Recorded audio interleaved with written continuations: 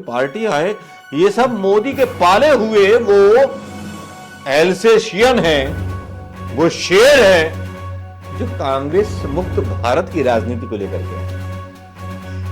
लेकिन कांग्रेस है कि समझने को तैयार नहीं, मल्लिकार्जुन है क्या समझने को तैयार नहीं। जीत का फार्मूला क्या होना चाहिए उस पर डिस्कस करने के लिए और पेपर पर वर्क करने के लिए ये लोग तैयार नहीं।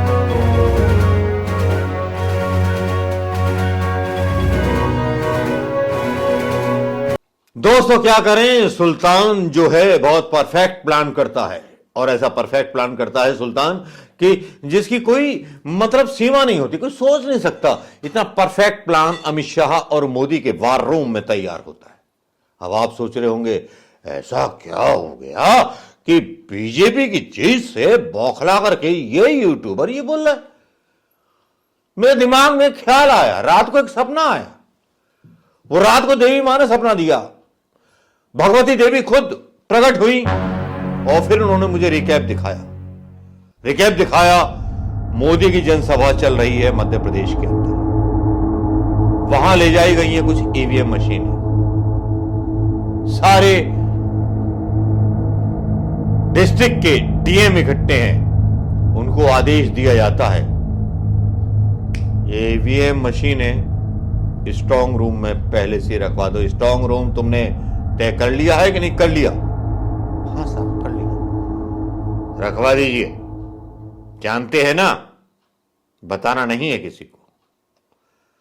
सबसे ज्यादा जनसभा प्रधानमंत्री मोदी की हुई। स्ट्रांग रूम सेट हो चुके थे पहले से ही सारे मध्य प्रदेश के जिलों के, और वहां भी जहां नेताओं को जो बीजेपी के नेता थे उनको औकात याद दिलानी थी उनकी।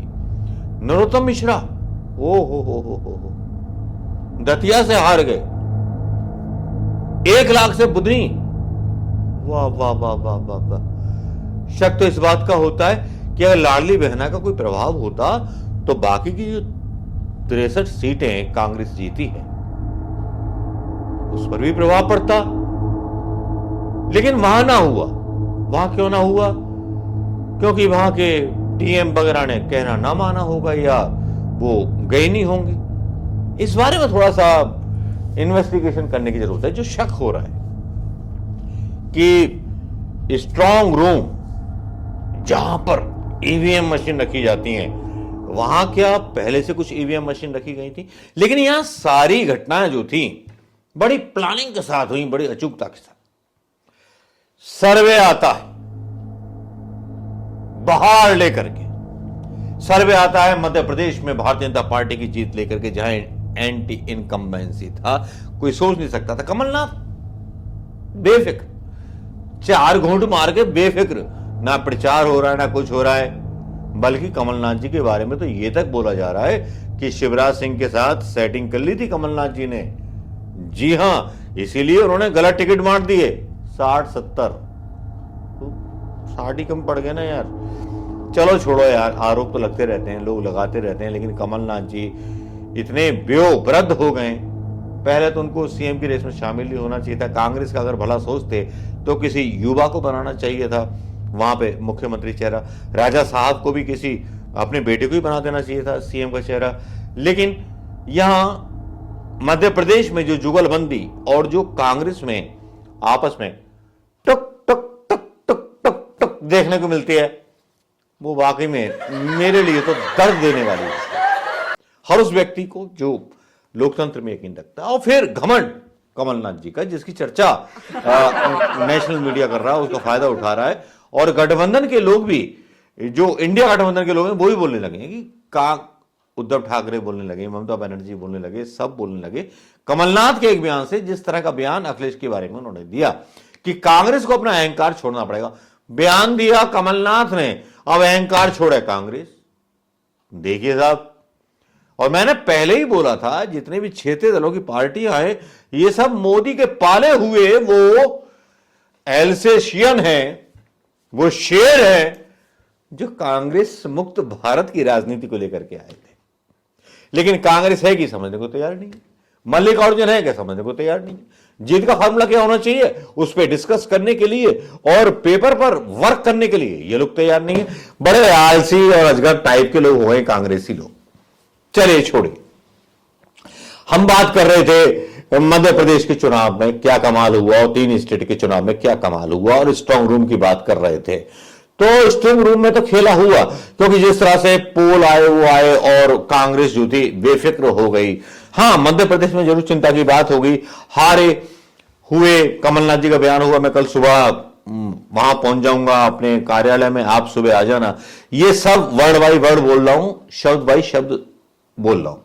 जब सुबह 3 तारीख को रिजल्ट आने शुरू हुए, तब जो है ठीक 8:32 के आसपास जब रिजल्टों का दौर शुरू हुआ था मध्य प्रदेश के चुनावों का, जहां बीजेपी को केवल थोड़ी बहुत बढ़त दिखाई जा रही थी, वहां अचानक से सिंधिया पहुंचते हैं शिवराज सिंह चौहान के पास, और उसके बाद गेम चेंज होने लगता है।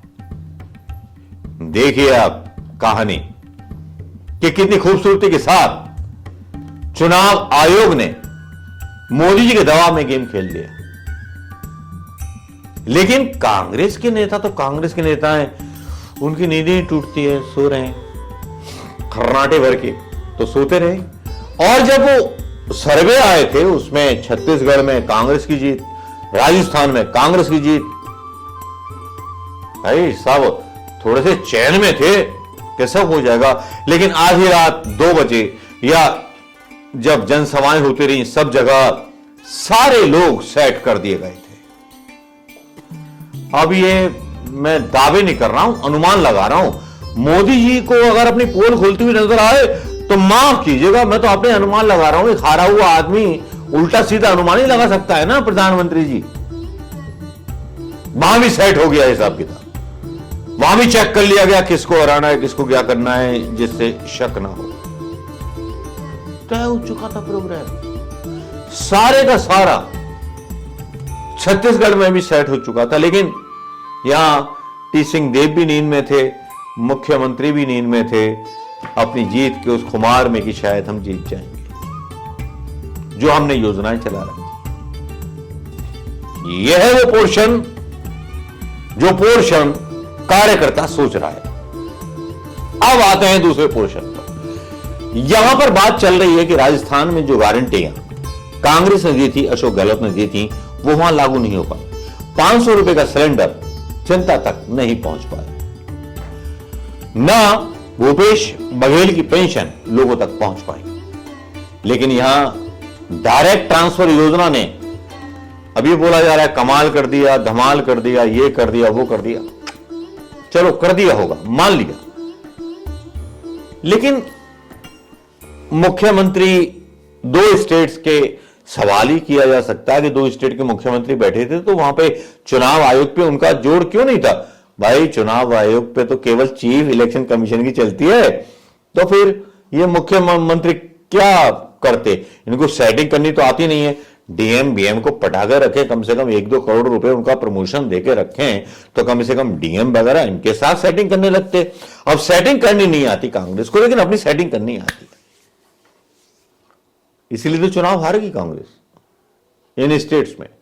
और मोदी जी का देखो जलवा मनाना था 2024 के लिए, इसीलिए सारे कांड हो गए, क्योंकि मोदी जी के ऊपर भारी पड़ रहा था अदानी केस, मोदी जी पर भारी पड़ रहा था राफेल केस। जो राहुल गांधी मेहनत करते हैं, ये कांग्रेस के जितने नेता हैं सब बर्बाद कर देते हैं। तो भैया कांग्रेस अगले 20 साल मत आना अब आप। और राहुल गांधी जी क्यों बर्बाद कर रहे हो यार टाइम? छोड़ो, हमें भी आजाद कर दो, वरना हम भी सोचेंगे क्या से क्या हो गया बेवफा तेरे प्यार में। कई लोगों ने बोला कि वहां ऐसा कुछ लग ही नहीं रहा था। अनुमाचार्य बोल रही हैं कि ऐसा कैसे हो गया? तो ऐसे हो गया। फिर अब वो अलग बात है, मुख्यमंत्री कौन बनेगा, कहां क्या होगा, वो अलग बात है। खैर असली बात तो यह है कि बेहोश हो गए थे कांग्रेस के नेता, ये सोच करके हम जीत रहे हैं। लेकिन निर्मला सप्रे को देखिए, हमने उनके लिए अलग से प्रचार किया, उनके साथ जाके नहीं किया। गांव गांव हम गए, लोगों से मिले, उनसे बात की। लोग सीधे उसमें थे कि बदलाव के पक्ष में।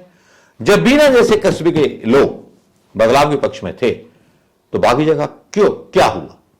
नरोत्तम मिश्रा गृह मंत्री सीट क्यों हार गए? 16 मंत्री सीट क्यों हार गए? सब कुछ तय था, सब कुछ प्लान था।